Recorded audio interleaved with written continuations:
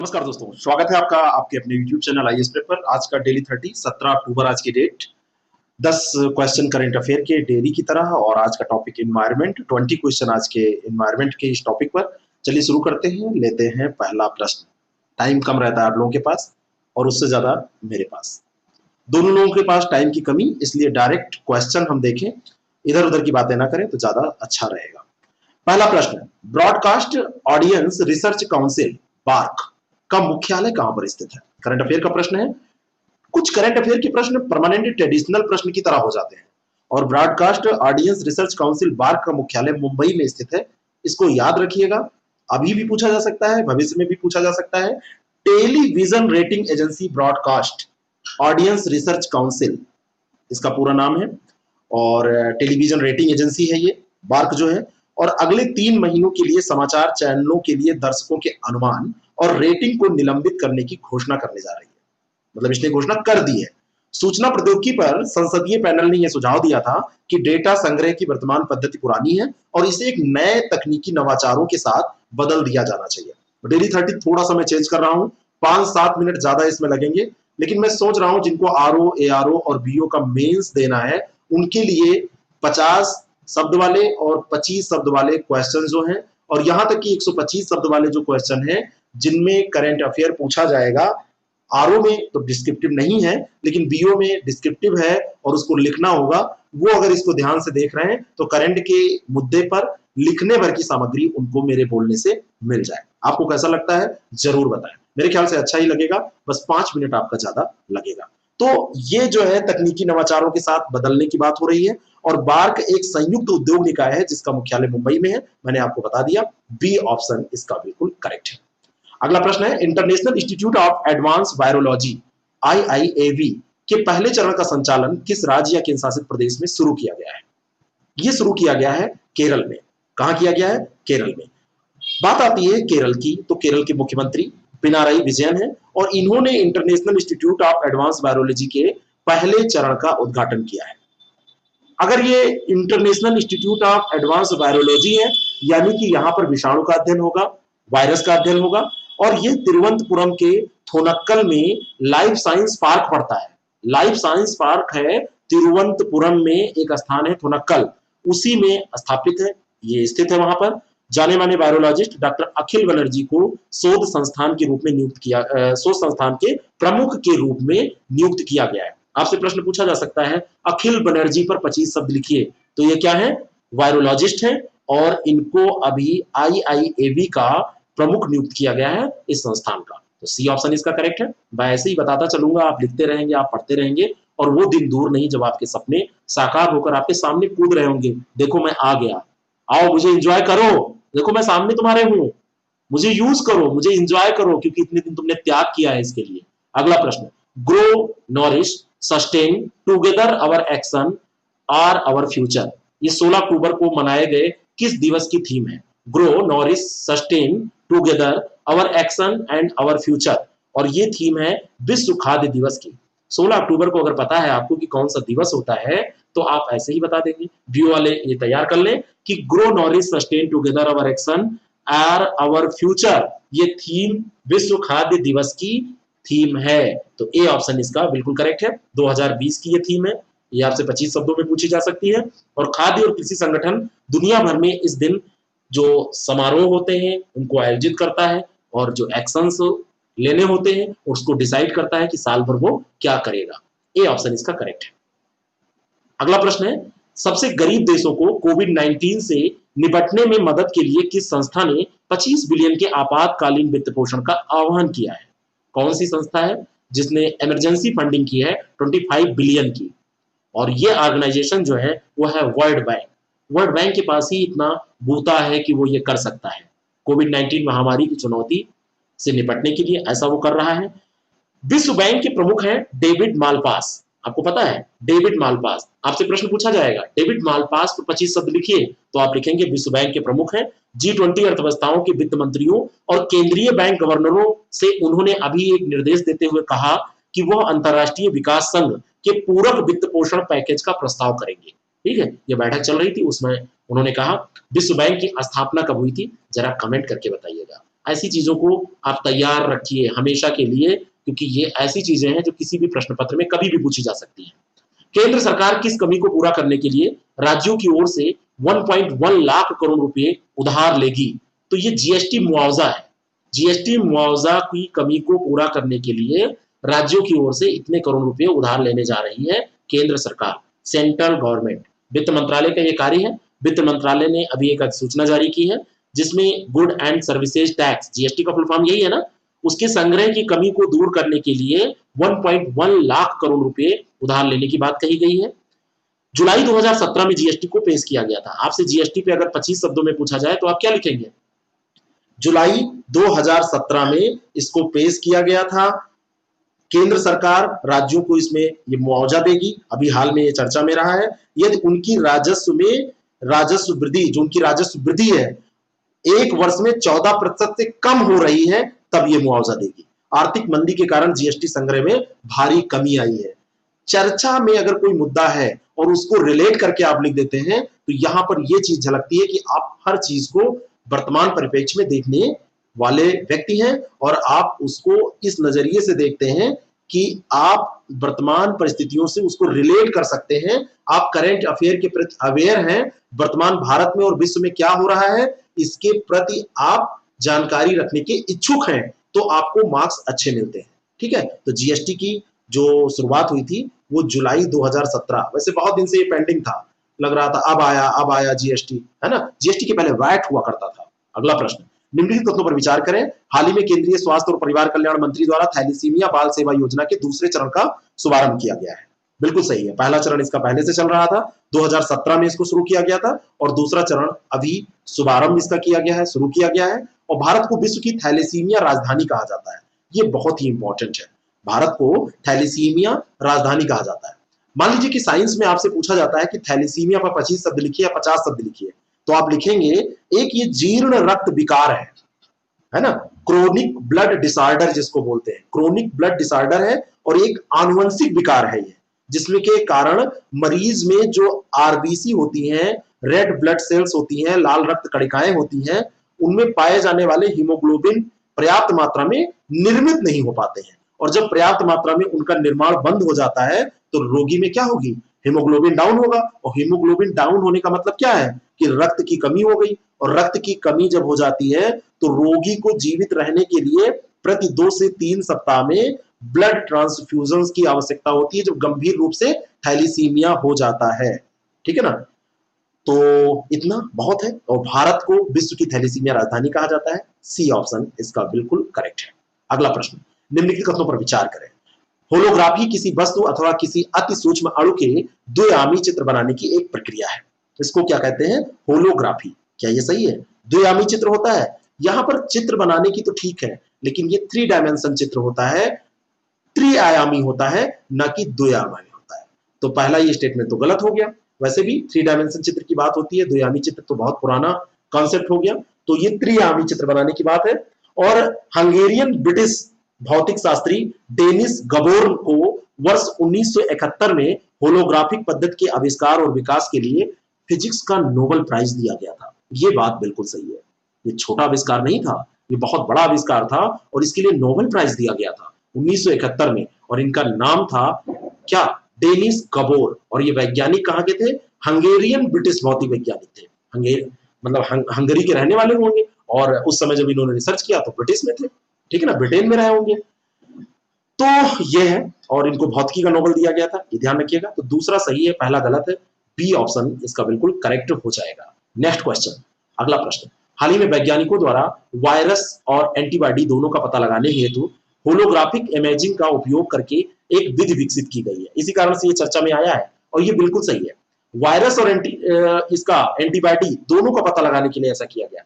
कोविड-19 के तहत बहुत सारे आविष्कार हुए हैं, बहुत सारे ऐसे खोज हुए हैं जिनका पहले कुछ ऐसी आवश्यकता नहीं महसूस हुई, पहले ऐसा जिक्र नहीं होता था, लेकिन अब आवश्यक है। और इस विधि में टेस्ट बीड्स, दूसरा स्टेटमेंट, इस विधि में टेस्ट बीड्स का होलोग्राम बनाने हेतु लेजर बीम का उपयोग किया जाता है। आपसे पूछा जा सकता है कि किस बीम का उपयोग किया जाता है, तो लेजर बीम का उपयोग इसमें किया जाता है।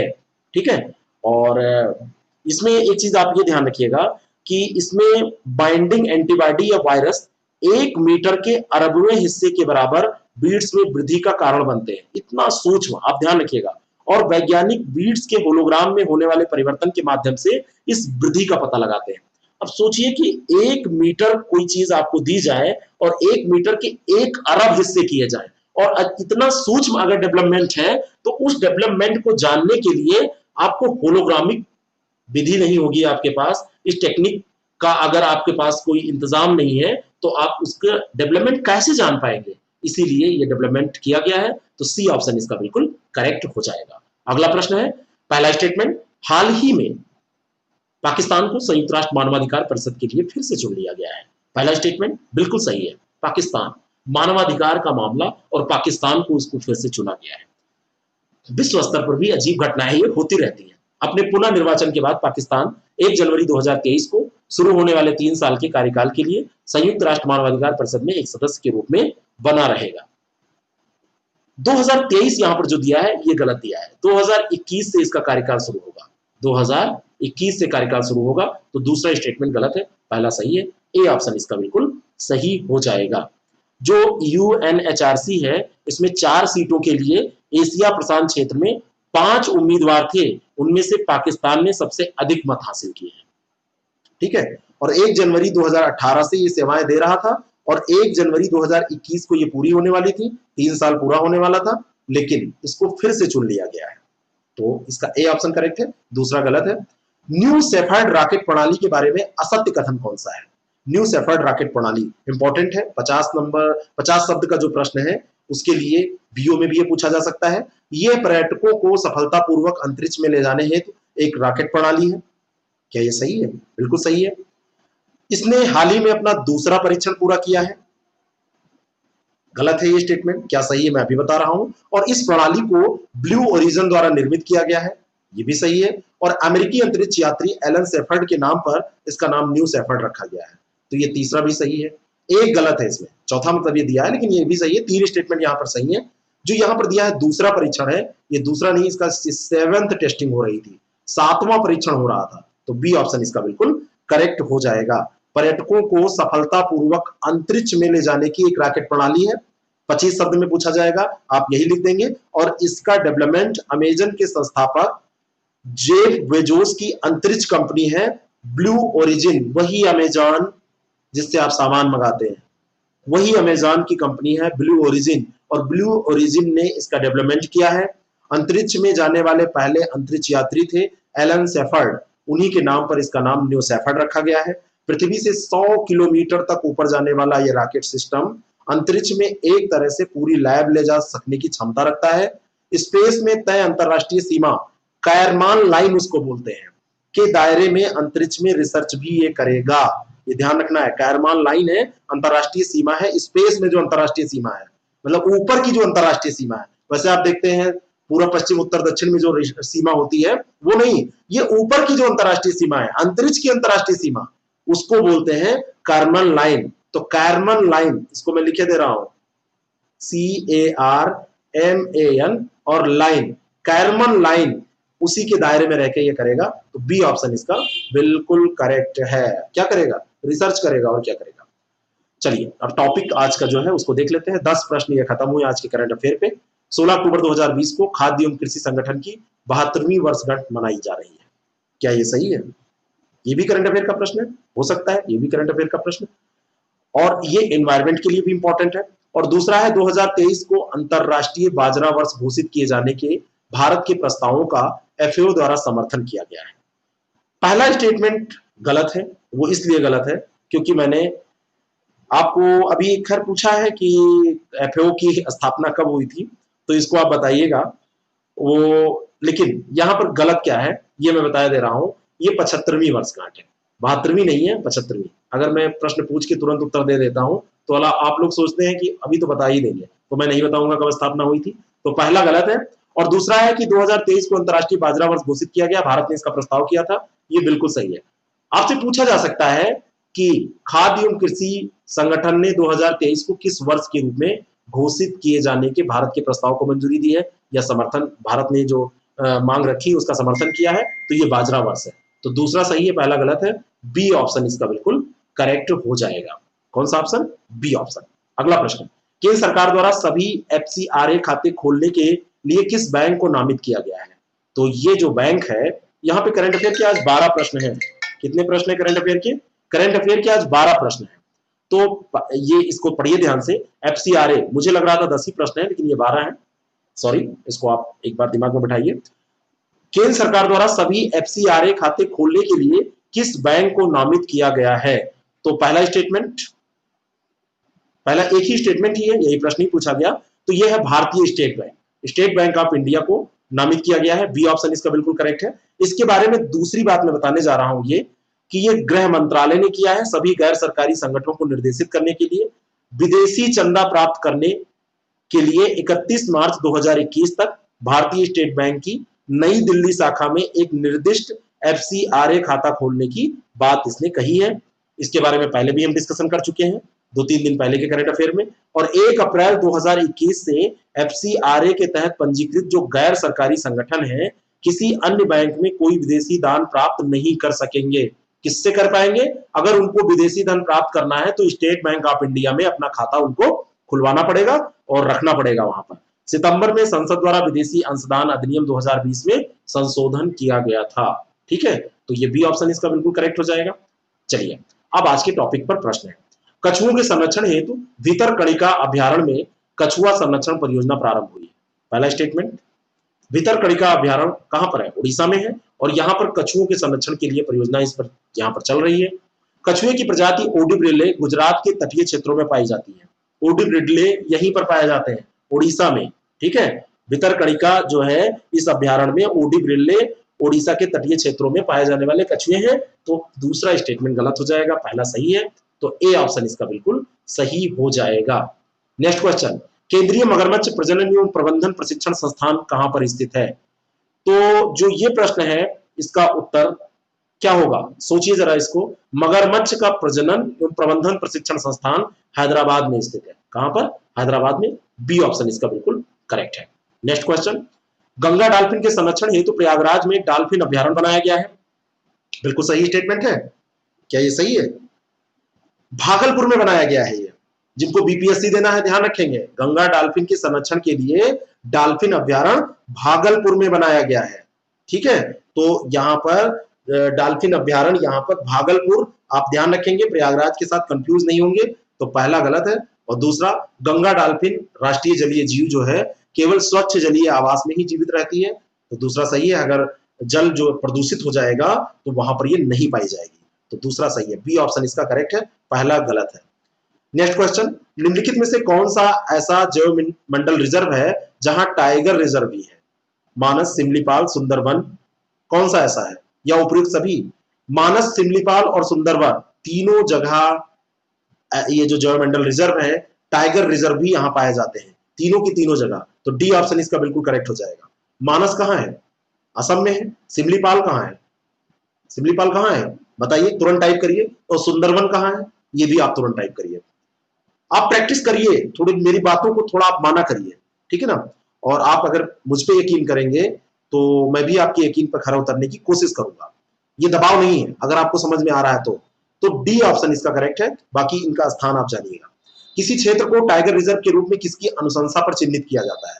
अगर टाइगर रिजर्व उसको बनाना है, एनटीसीए एक संस्था है, राष्ट्रीय बाघ संरक्षण प्राधिकरण है, उसकी अनुशंसा पर ही उसको चिन्हित किया जाता है टाइगर रिजर्व के रूप में। तो बी ऑप्शन इसका बिल्कुल करेक्ट हो जाएगा। एनटीसीए, एनटीसीए की स्थापना कब हुई थी? ये आपका अगला प्रश्न है आज का, उसको बताना है। स्थापना कब हुई थी? जो ऊपर के 2 प्रश्न मैंने पूछे हैं उसको देखने की जरूरत नहीं है, इसको अगर देखना पड़ेगा तो देख के सर्च करके भी आप बता दीजिएगा। नेक्स्ट क्वेश्चन, किसी व्यक्ति, संस्था या वस्तु के कार्बन फुटप्रिंट का आकलन ग्रीन हाउस गैसों के उत्सर्जन के आधार पर किया जा सकता है। कोई भी वस्तु है, कोई भी व्यक्ति है, संस्था है या वस्तु है, तो उसकी कार्बन फुटप्रिंट को अगर आप ले लें तो ग्रीन हाउस गैसों के उत्सर्जन के आधार पर, मतलब कार्बन फुटप्रिंट का आकलन अगर आपको करना है तो ग्रीन हाउस गैसों के उत्सर्जन के आधार पर हम कर सकते हैं। पहला बिल्कुल सही है। और कार्बन फुटप्रिंट का अर्थ कार्बन की प्रति इकाई माप है। कार्बन फुटप्रिंट जो होता है, कार्बन फुटप्रिंट ग्रीन हाउस गैसों के रूप में आप इसको जान सकते हैं। और इसका जो ये व्यक्ति या उत्पाद द्वारा किया गया कुल कार्बन का जो उत्सर्जन होता है वो नापा जाता है कार्बन फुटप्रिंट के द्वारा। और ये जो उत्सर्जन है कार्बन डाइऑक्साइड या ग्रीन हाउस गैसों के रूप में होता है। तो उत्सर्जन के आधार पर इसको मापते हैं। और क्या कार्बन फुटप्रिंट का अर्थ ये होता है कार्बन की प्रति इकाई माप?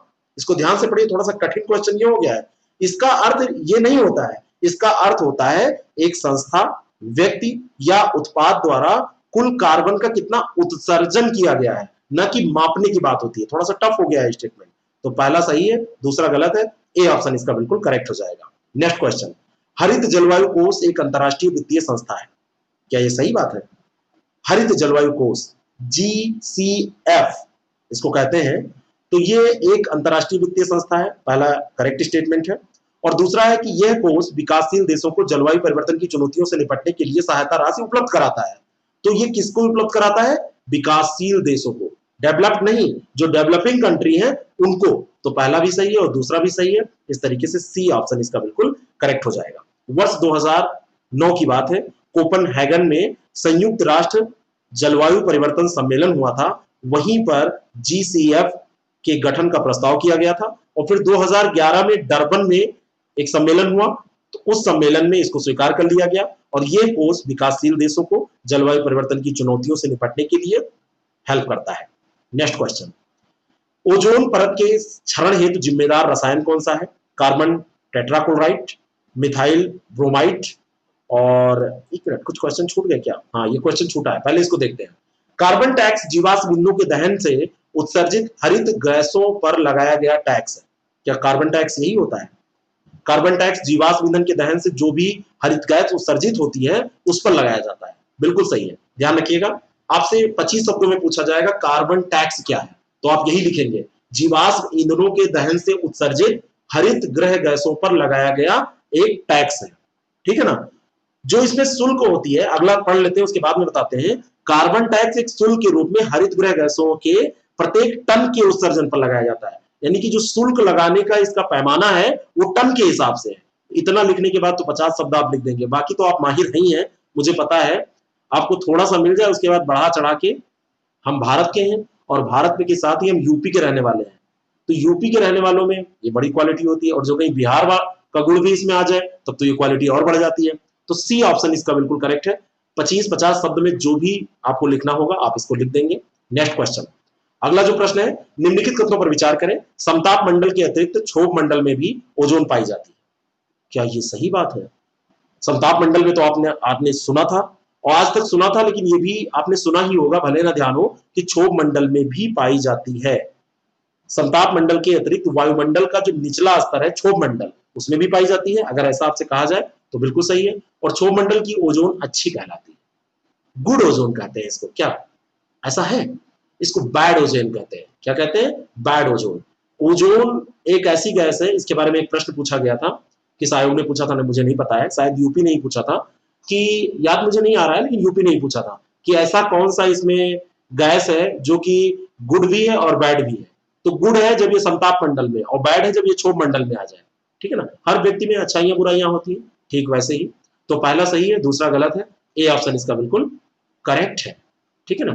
अगला जो प्रश्न है, निम्नलिखित कथनों पर विचार करें। विश्व ओजोन संरक्षण दिवस 16 अगस्त को मनाया जाता है। छोटा बच्चा भी जानता है कि ये 16 सितंबर को मनाया जाता है, क्या मूर्ख बना रहे हो? तो पहला गलत है। और मॉन्ट्रियल प्रोटोकॉल ओजोन परत संरक्षण से संबंधित है, बिल्कुल सही है। पहला गलत, दूसरा सही, बी ऑप्शन इसका करेक्ट है। 1987 में निर्मित और 1989 से प्रभावी मॉन्ट्रियल प्रोटोकॉल। अगर आपसे पूछा जाएगा निर्मित कब हुआ, यूपी कमीशन इस तरह तबाह कर रहा है, ऐसे ही प्रश्न फंसा रहा है, तो 87 में ये निर्मित हुआ था। पूछ ले कि ये प्रभावी कब हुआ था, तो ये 1989 में प्रभावी हुआ था। 16 सितंबर को मनाया जाता है ओजोन दिवस। 19 दिसंबर 1944 को 16 सितंबर को ओजोन परत के संरक्षण के लिए अंतरराष्ट्रीय दिवस की घोषणा हुई थी। तो ये कब हुई थी? कब हुई थी? 19 दिसंबर 1994 को हुई थी, 46 नहीं, ये गलत मैं बोल गया, 94 में हुई थी। 19 दिसंबर 1994 को ये 16 सितंबर की घोषणा हुई थी, तब से ये मनाया जा रहा है, 1994 से। तो बी ऑप्शन इसका करेक्ट हो जाएगा, बाकी कहानी आप समझ गए। नेक्स्ट क्वेश्चन, अगला प्रश्न है, ओजोन परत के क्षरण हेतु जिम्मेदार रसायन कौन सा है? ये जो रसायन है उसमें आप जानते हैं क्लोरोफॉर्म आता है, कार्बन टेट्राक्लोराइड आता है, मिथाइल क्लोरोफॉर्म, मिथाइल ब्रोमाइड और कार्बन टेट्राक्लोराइड, और साथ में अगर दिया हुआ हेलोन्स तो ये भी हो जाएगा। और ये सारे रसायन ओजोन परत के क्षरण के लिए जिम्मेदार है। तो डी ऑप्शन इसका बिल्कुल करेक्ट हो जाएगा। नेक्स्ट क्वेश्चन, ओजोन परत के बारे में असत्य कथन आपको बताना है। ओजोन परत समताप मंडल पर अवस्थित है। ओजोन परत समताप मंडल पर अवस्थित है, सही है, पहला बिल्कुल सही है। ये सूर्य से आने वाली हानिकारक जो पराबैंगनी अल्ट्रावायलेट किरणों को अवशोषित कर लेती है। ये मानवों को त्वचा कैंसर व गंभीर बीमारियों से बचाती है, तो ये भी सही है। और क्लोरोफ्लोरोकार्बन ओजोन परत के क्षरण के लिए उत्तरदायी गैस नहीं है। मतलब इतना बढ़िया क्वेश्चन बना के फिर लास्ट में एक स्टेटमेंट ऐसा दिया गया जिसने इस क्वेश्चन की बिल्कुल धज्जी उड़ा दी, मतलब चौपट कर दिया। तो अंतिम ये गलत है, ऐसा कमीशन भी करता है इसलिए दिया गया है। तो डी ऑप्शन इसका बिल्कुल करेक्ट हो जाएगा। समताप मंडल में आपसे पूछ लिया जाए कि कितने किलोमीटर से कितने किलोमीटर के बीच में पाई जाती है, तो 15 से 30 मोटा मोटा आप लिख सकते हैं, ठीक है ना। और सूर्य से आने वाली हानिकारक पराबैंगनी या अल्ट्रावायलेट जो किरणें होती हैं उनको ये अवशोषित कर लेती है, और स्किन भी जितनी भी है ना, तो उनसे ये बचा लेती है हम लोगों को। ओजोन खत्म हो जाएगी तो बहुत प्रॉब्लम हो जाएगी, इसलिए हमको एसी कम चलाना चाहिए। अगला प्रश्न, निम्नलिखित कथनों पर विचार करें। जर्मनी व पश्चिम यूरोप में जंगलों का नष्ट होने का कारण अम्ल वर्षा है। क्या ये सही है? वहां पे जंगल नष्ट हो जाते हैं अम्ल वर्षा के कारण, और अम्ल वर्षा से संगमरमर की इमारतों पर कोई प्रभाव नहीं पड़ता है, क्योंकि संगमरमर तो बहुत मजबूत होती है। ऐसा नहीं है डियर, पड़ता है। तो पहला सही है, दूसरा गलत है। ए ऑप्शन इसका बिल्कुल करेक्ट हो जाएगा। अम्ल जो वर्षा होती है उसमें रासायनिक तत्व और प्रदूषक मिलकर वर्षा करते हैं। पृथ्वी पर हल्के अम्लीय सांद्रण के रूप में ये गिरती है, और वायुमंडल में सल्फर डाइऑक्साइड, नाइट्रोजन की ऑक्साइड, क्लोरीन, फ्लोरीन इत्यादि पदार्थों के मिलने के कारण वर्षा में अम्लीयता बढ़ जाती है, और उसी कारण से वर्षा ये अम्लीय वर्षा होती है। वनस्पतियों की प्रकाश संश्लेषण क्रिया को ये प्रभावित करती है, और संगमरमर की इमारतों को नुकसान पहुंचाती है। बहुत इंपॉर्टेंट क्वेश्चन है, 50 शब्द के लिए भी और 25 शब्द के लिए भी। आपसे पूछ लिया जाए अम्ल वर्षा पर टिप्पणी करिए, तो अम्ल वर्षा क्या होती है, कौन कौन से रसायन उसमें है ये आप बता देंगे, और इससे क्या नुकसान होता है ये आप बता देंगे, पूरा हो जाएगा। जलीय प्राणियों की मृत्यु हो जाती है अम्ल वर्षा से। खेतों और पेड़ों की वृद्धि में गिरावट आ जाती है। तांबा और सीसा जैसे घातक तत्वों का पानी में मिल जाना इसके कारण से हो पाता है। और ये जो दुष्परिणाम है कुल मिलाकर बहुत ही नुकसान पहुंचाते हैं, और जर्मनी और पश्चिम यूरोप में जंगल नष्ट हो जाते हैं इससे। तो ये ऑप्शन इसका बिल्कुल करेक्ट है। ग्लोबल वार्मिंग के कारण घटित हो सकता है क्या? समुद्र तल में वृद्धि, ग्लेशियर का पिघलना और वर्षा के प्रारूप में परिवर्तन। ये सब कुछ हो सकता है अगर ग्लोबल वार्मिंग होगा। सी लेवल में वृद्धि हो जाएगी, ग्लेशियर मेल्ट हो जाएंगे, रेनफॉल जो पैटर्न हमारे यहाँ पाया जाता है, रेनफॉल पैटर्न में क्या हो जाएगा, चेंज आ जाएंगे, और ये चेंजेस जो होंगे ये हमारे पूरे एग्रीकल्चर को क्या करेंगे, उसके प्रतिरूप को प्रभावित कर देंगे। और एग्रीकल्चर जब प्रभावित हुई तो हमारे खाने की समस्या आ जाएगी, और हमारे खाने की जब समस्या आएगी तो क्या होगा, हम भूखे मरने लगेंगे, और जब हम भूखे मरने लगेंगे तो हमारा अस्तित्व बचाना बहुत मुश्किल हो जाएगा। और जब ऐसा हो जाएगा तो मानवता नष्ट हो जाएगी, और मानवता जब नष्ट हो जाएगी, सब कुछ त्राही त्राही हो जाएगा, तो क्या बचेगा, फिर से पृथ्वी। कितनी छोटी सी बात है ग्लोबल वार्मिंग, और इसको रिलेट करिए आप ऐसे, ऐसे ऐसे लिखा जाता है, निबंध ऐसे लिखा जाता है। जितना अच्छा इंटररिलेशन उतना अच्छा आपका लेखन। अगला प्रश्न, निम्नलिखित कथनों पर विचार करें। विगत दशकों में पृथ्वी और वायुमंडल के तापमान में 17 डिग्री सेल्सियस की वृद्धि दर्ज की गई है। क्या इतनी वृद्धि दर्ज की गई है, इतनी ज्यादा? 0.6 डिग्री होना चाहिए यहां पर, और ये 17 डिग्री सेंटीग्रेड दे दिया, तो 0.6 डिग्री की वृद्धि दर्ज की गई है, तो पहला तो ये हो गया गलत। 1.7 भी देता तो थोड़ा आपके लिए दिक्कत होती, लेकिन यहां पर तो ऐसा दे दिया गया कि आपके लिए बड़ा आसान हो गया। जब आपके सामने आसान क्वेश्चन आते हैं तो मुझे बड़ा दुख होता है, क्योंकि आप तैयारी सोचते हैं ये तो कर ही लेंगे। पृथ्वी और वायुमंडल के तापमान में हुई वृद्धि का कारण ग्रीन हाउस गैसों व पर्यावरण प्रदूषण को माना जाता है, तो इसमें तो कोई दो राय नहीं है, ये तो बिल्कुल सही है। तो बी ऑप्शन इसका बिल्कुल करेक्ट हो जाएगा। नेक्स्ट क्वेश्चन, निम्नलिखित में से किस गैस का उत्सर्जन प्राकृतिक तथा मानवजनित दोनों रूपों में होता है? Carbon dioxide, nitrous oxide, methane और हाइड्रोफ्लोरोकार्बन। इसका उत्तर क्या होगा? यहां पर ये क्वेश्चन कैसा है, कार्बन डाइऑक्साइड क्या मानव जनित रूप में आ पाती है? और नाइट्रस ऑक्साइड क्या आ पाती है? मीथेन तो आती है, ये बिल्कुल सही है, लेकिन ये क्वेश्चन थोड़ा सा कंफ्यूजिंग हो जा रहा है। ये क्वेश्चन थोड़ा सा मुझे रिसर्च करना पड़ेगा, और इस क्वेश्चन को आप रिसर्च करके भी बताइएगा। क्या इसका केवल मीथेन उत्तर होगा? दलदली भूमि, धान के खेत, जानवरों की जुगाली, जुगाली का मतलब समझते हैं? जानवर लोग अपने यहाँ भर लेते हैं खाना, अंदर गर्दन में भर लेंगे और उसके बाद में गले में उनके रहेगा, बाद में जब बैठेंगे आराम से थोड़ा सा निकालेंगे, कूच रहे हैं आराम से, जैसे पान खाते हैं ना, ऐसे कूच कूच के मजा लेते रहते हैं, शाम कस के भर लेंगे और उसके बाद में करते रहेंगे, तो उससे भी मीथेन का उत्सर्जन होता है। प्राकृतिक तौर पे तो होता ही है और मानव जनित इन कारणों से। अब यहाँ पर बात ये फंस रही है, क्या कार्बन डाइऑक्साइड इस श्रेणी में नहीं आएगा? अगर ऐसा आएगा तो ये यूपीपीसीएस का वैसा ही क्वेश्चन होगा जैसा वो डिलीट करना पड़ता है उनको। सी ऑप्शन इसका करेक्ट है वैसे प्रथम दृष्टया, लेकिन यह क्वेश्चन मैं उसमें रखता हूं संशय के दायरे में, और आप लोग जितनी रिसर्च कर पाइएगा करिएगा, नहीं तो मैं बताऊंगा। नेक्स्ट क्वेश्चन, मानव जनित कारणों से भूमंडलीय, हाँ एक चीज आपको बतानी है, अगर आप बीओ का मेंस दे रहे हैं, अगर आप आरओ यारो का मेंस दे रहे हैं, तो आपके लिए बहुत ही अच्छी टीम के द्वारा निर्मित एक ऐसी टेस्ट सीरीज, ऐसा एक क्रैश कोर्स का इंतजाम आईएएस प्रेप एकेडमी की टीम ने किया है कि आप उसको करके अपने नंबरों में इजाफा कर सकते हैं, और सारा गेम जो है वो नंबरों का है। और ये जो नंबरों का गेम है, इन नंबरों के गेम में आप अगर आगे बढ़ना चाहते हैं तो आपको प्रैक्टिस करनी पड़ेगी, और अगर आप ऐसा करना चाहते हैं तो 6307281212 पर मैसेज करके इस कोर्स के बारे में डिटेल जानकारी ले सकते हैं। हाँ, उसकी थोड़ी फीस है। कई बार मेरे पास लोग मैसेज करते हैं कि इसका डिटेल भेजिए, उसके बाद में एक अजीब सा खीस कढ़ा हुआ या चढ़ाने वाला वो मुंह भेजते हैं, कहते हैं ऐसे करके। अब यार क्या बताऊं मैं, उनको लगता है पैसा ले रहे हैं, ठीक है ना? जिस मोबाइल से आप मैसेज कर रहे हैं उसमें भी आपने पैसा ही खर्च किया है, ठीक है ना? जो शर्ट आपने पहनी है वो रिलायंस या रेमंड्स ने आपको फ्री में नहीं दी थी, ठीक है ना? समझ रहे हैं? हर महीने इंटरनेट का रिचार्ज आप कराते हैं। जब कोई कार्य होता है तो उसमें पैसा जरूरी हो जाता है, अगर सही तरीके से किया जाए, ठीक है? आगे मैं कुछ नहीं बोलूंगा, आप बहुत होशियार हैं। मानव जनित कारकों में भूमंडलीय तापन है तो सर्वाधिक प्रभावी ग्रीन हाउस गैस कौन सी है? सबसे प्रभावी अगर ग्रीन हाउस गैस की बात की जाए तो वो कार्बन डाइऑक्साइड हो जाएगी। इनमें से बी ऑप्शन इसका बिल्कुल करेक्ट हो जाएगा। ये छोटे प्रश्न में आपसे पूछा जा सकता है, जलवाष्प ग्रीन हाउस गैसों के प्रभाव में वृद्धि करने वाला एक सबसे प्रभावी कारक है, ये भी ध्यान रखिएगा। लेकिन मानव जनित कारकों में भूमंडलीय तापन के लिए अगर आपसे पूछा जाए तो कार्बन डाइऑक्साइड सर्वाधिक प्रभावी ग्रीन हाउस गैस है। मोस्ट इफेक्टिव अगर आपसे पूछा जाए तो कार्बन डाइऑक्साइड का नाम आप लेंगे। और अंतिम प्रश्न, संकट निवारण प्रश्न, है ना? इसका पहला स्टेटमेंट, ग्रीन हाउस प्रभाव के कारण पृथ्वी की सतह पर ऊष्मा बनी रहती है। अगर ग्रीन हाउस प्रभाव खत्म हो जाए तो -18 डिग्री में पहुंच जाएंगे, है ना? बिल्कुल ऐसा हो जाएगा, जम जाएगा सर, हम आप कुछ काम करने लायक नहीं रह जाएंगे, जिंदगी नहीं रह जाएगी।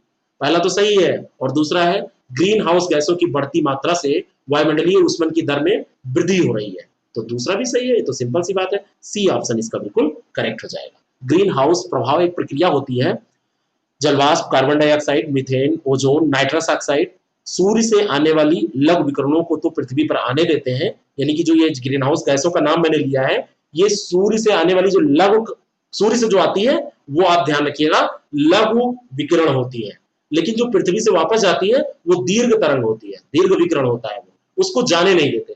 तो आने तो देंगे लेकिन जाने नहीं देंगे, तो गर्मी बरकरार रहेगी, ठीक है ना? इस तरीके से पृथ्वी गर्म बनी रहती है। इस प्रकार पृथ्वी की सतह पर ऊष्मा बनी रहती है, और यही जो ऊष्मा है ये हमारे एनर्जी का कारण है ना? और इस गैस को बढ़ती मात्रा, लेकिन अगर ज्यादा बढ़ा दी जाएगी तो इन गैसों की जो बढ़ती मात्रा है वो ज्यादा गर्म कर रही है, मतलब ज्यादा ही आवभगत कर ले रही है, जाना ही नहीं है, जाने तुझे देंगे नहीं, और जाने नहीं देंगे तो तुम्हारे यहाँ रह के खाएगा पिएगा, खाए पिएगा तो वो कुछ तबाही भी मचाएगा। जैसे मान लीजिए कोई रिश्तेदार रुका तो एक दो दिन तो अच्छा लगता है, ज्यादा रुक लिया, रूम दो ही है, अगले दिन से लगने लगेगा आप कब जाए। तो ऐसे ही ये गैस है, ग्रीन हाउस गैस है। सी ऑप्शन इसका करेक्ट है। कैसा लगा आपका डेली 30 आज का? थोड़ा सा परिवर्तन मैंने करने को कहा था वो मैंने किया। मेंस एग्जाम के लिए जो भी अपने को प्रिपेयर कर रहे हैं उनके लिए इंपॉर्टेंट निश्चित है। आपके क्या विचार है जरूर बताइएगा, अच्छा लगेगा तो इसको लाइक कर दीजिएगा, शेयर कर दीजिएगा उन लोगों तक जो आपके शुभचिंतक हैं, अगर आप उनकी शुभचिंतक बनना चाहते हैं। वैसे होता ही है कई बार कुछ नहीं। Thank you very much, all the best.